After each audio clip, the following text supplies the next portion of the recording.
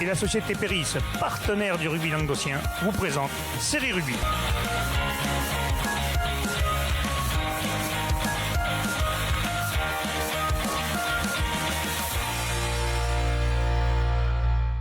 Bonjour mesdames, messieurs, bienvenue à Série Rugby, votre émission sur rugby amateur de la 4e série à la Fédérale 1, avec mon serial chroniqueur. Salut Guillaume. Salut Alain. Ça va en forme? Pleine forme. Bon, aujourd'hui c'est une émission un peu spéciale, on a fait pareil la semaine précédente, on avait reçu ceux qui se présentaient à l'élection des listes des départements, des comités départementaux, c'est ça. Et aujourd'hui on va parler du pays catalan, mais tout d'abord mesdames, messieurs, pensez surtout, dirigeants de clubs, à voter avant samedi. Les élections c'est au plus tard samedi, donc pensez bien à voter. Et aujourd'hui nous recevons celui qui se présente en tête de liste du pays catalan, M. Jacques Zocchetto. Bonjour Jacques. Bonjour. Ça va, tu nous entends bien? Oui. Bon, oui, parfait. Bon, parfait. Bien, bon, Jacques, bonjour. On en parlait avant de faire l'émission, tu as été dirigeant à la Ligue, maintenant tu te présentes au comité départemental, pourquoi? Eh bien, parce que je pense que le rôle des départements sera peut-être un peu plus important, je veux dire, qu'auparavant, puisqu'il y a la volonté de Bernard Laporte de faire en sorte que les écoles de rugby, que le rugby à l'école, que les équipes de jeunes, elles se développent, et ça, c'est le rôle du département. D'accord. Oui, c'est vrai, on le sait, il faut aller chercher les enfants dans les écoles, et de toute façon, la base du rugby, c'est les jeunes. Donc, si on ne fait pas ce qu'il faut, je suppose que maintenant, il faut redynamiser ça, comme nous ont dit d'ailleurs les semaines précédentes, ceux des héros et ceux de l'ordre. Il faut justement redynamiser ça, avec Guillaume. Ouais, tout à fait. On a reçu Alain Palos et Didier Cesson qui ont beaucoup parlé du rugby à l'école. Et c'est vrai que le pays catalan, certainement, va suivre le même mouvement. Et Jacques, moi, j'avais des questions cette année ou les années précédentes. On a eu plusieurs clubs de pays catalans qui ont pas fermé, qui ont baissé pavillon. Est-ce que tu as des idées pour essayer de les aider à se relancer, à leur faire reprendre la compétition? Alors, donc, il faut avoir en tête que notre liste, là, ce n'est pas qu'une tête de liste, hein, c'est un comité directeur avec 18 membres, donc une équipe. Et sur notre équipe, nous, donc, on a pris comme thème être à l'écoute pour tous les clubs, à savoir pour les petits clubs et pour les grands clubs. Voilà. Donc, être à l'écoute, c'est être avec eux pour les aider, pour qu'ils se développent. Et ça sera encore plus vrai avec cette crise, je veux dire, que l'on a aujourd'hui. Ouais, c'est vrai que cette crise du coronavirus a été très compliquée pour le sport en général et encore plus pour le sport amateur parce que les petits clubs, du coup, n'ont plus ni pouvoir pratiquer le rugby, mais en plus, pour avoir des partenaires financiers cette année, c'est certainement très compliqué, non, Jacques? Oui, et en même temps, c'est vrai que on a eu une baisse pour les licenciés pendant quelques années. On avait au mois de septembre une reprise, je veux dire, donc une hausse minime, mais une hausse quand même. Et c'est vrai que le virus, ça nous fait pas du bien. Ça veut dire que le mandat qui va s'engager pour les 4 prochaines années, dans un premier temps, il va falloir qu'on puisse relancer la machine, qu'on fasse en sorte que ceux qui étaient licenciés puissent revenir dans les stades. Et ensuite, donc une fois qu'on aura acquis ça, il va falloir qu'on dynamise avec une politique active, une politique qui sera dirigée donc vers les jeunes et aussi sur le rugby à l'école et sur les féminines. Oui, ça surtout, comme tu dis, par les féminines, ça tombe bien. Le rugby féminin est en plein essor. Comment il se porte du côté du rugby du pays catalan, le rugby féminin? Il se porte bien, puisqu'on a des clubs qui se créent. Cette année, il y en a eu 3.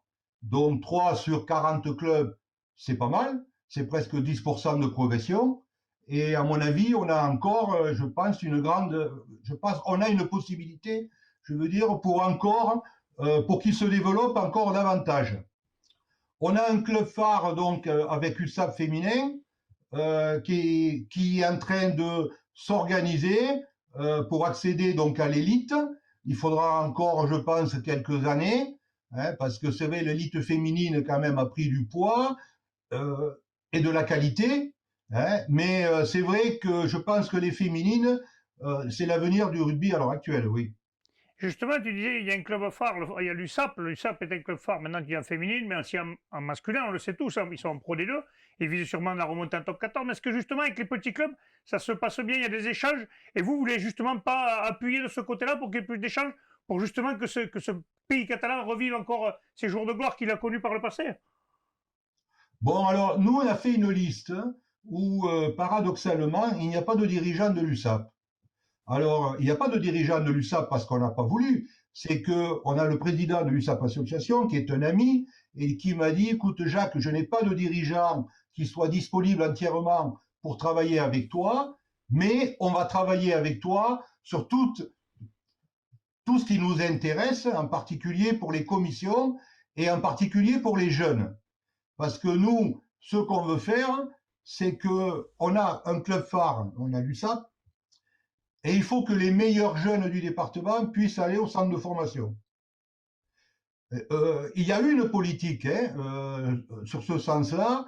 Je pense qu'on peut encore améliorer les choses, en particulier pour les jeunes qui ont, pour les plus de 16 ans, dont 16-18 ans, pour les cadets, où on a travaillé sur une sélection départementale qui serait encadrée par l'USAP. D'accord, ouais. C'est toujours, pour les clubs du CRU, c'est toujours une fierté quand on a des jeunes issus de l'école de rugby qui peuvent aller dans le club phare, que ce soit Narbonne dans l'Aude, Montpellier-Béziers dans l'Hérault, le Stade Toulousain. Et l'USAP, c'est sûr que c'est important de mettre en place des passerelles et de permettre aux meilleurs jeunes d'aller à l'USAP, quoi. Mais moi, Jacques, j'avais des questions sur ta liste. Comment toi, qui étais un élu de la Ligue, tu t'es dit, bon, je vais me présenter au comité. Il y a quelqu'un qui est venu te chercher, qui t'a dit, ce serait bien, nous, on veut te suivre. Ça a germé dans ton esprit quand tu t'es impliqué justement dans la Ligue. Comment ça t'est venu Moi, ça m'est venu en tant qu'élu de la Ligue, puisque j'ai été élu de la Ligue pendant 4 ans en tant que responsable pour les clubs qui sont en fédéral, sur les 13 départements, comme président du collège. Et puis, je me suis rendu compte que le comité, on avait Paul Foussat qui a fait un excellent travail. Et donc, et c'est vrai, Paul, bon, il avait envie de passer la main. On avait proposé ensuite quelques noms pour prendre la présidence. Ils ont tous renoncé. Je me suis dit, bon, allez, après l'expérience de la Ligue, il faut aller quand même à l'expérience du département. Et comment tu as recruté, tu as trouvé les gens de ta liste? J'ai vu qu'il y avait André Fayou qui est à Mias, j'ai vu Laurent Rovira, le président de Salanque Méditerranée. C'est un mix de jeunes, d'anciens. Comment tu les as recrutés? Oui, alors, c'est une liste d'ouverture. Hein, c'est-à-dire, dans une ouverture, comment dire ça, une ouverture pour les jeunes dirigeants, parce que c'est l'avenir pour le comité Pays Catalan, et une ouverture aussi pour les anciens qui ont bien servi, qui étaient en poste encore aujourd'hui, qui sont encore en poste aujourd'hui, et donc qui ont encore un peu de jus à donner, je veux dire, pour le rugby catalan.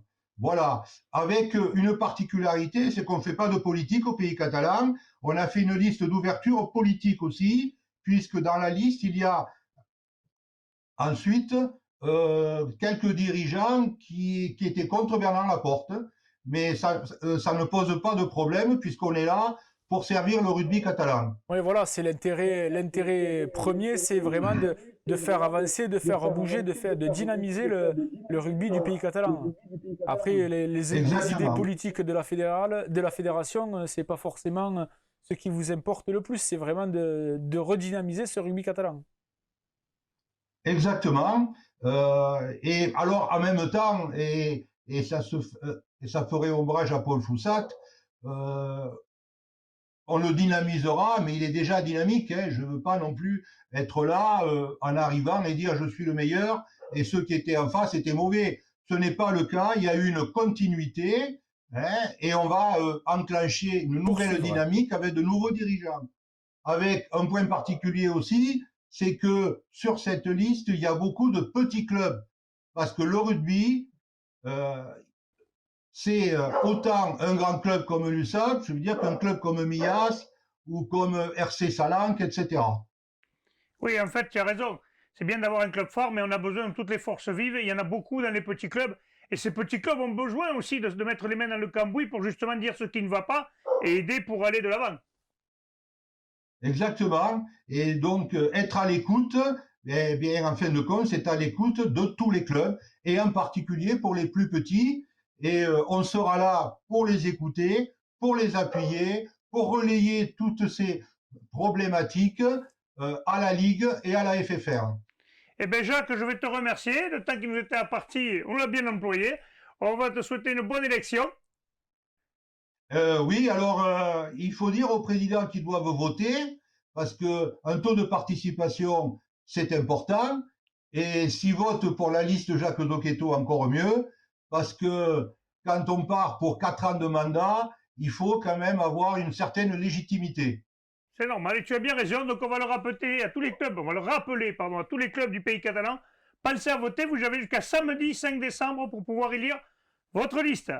Merci Jacques, on va te souhaiter tout ce qui va bien, puis si on ne se revoit pas, passe de bonnes fêtes, et on espère que le rugby amateur et que ça reprendra le plus tôt possible.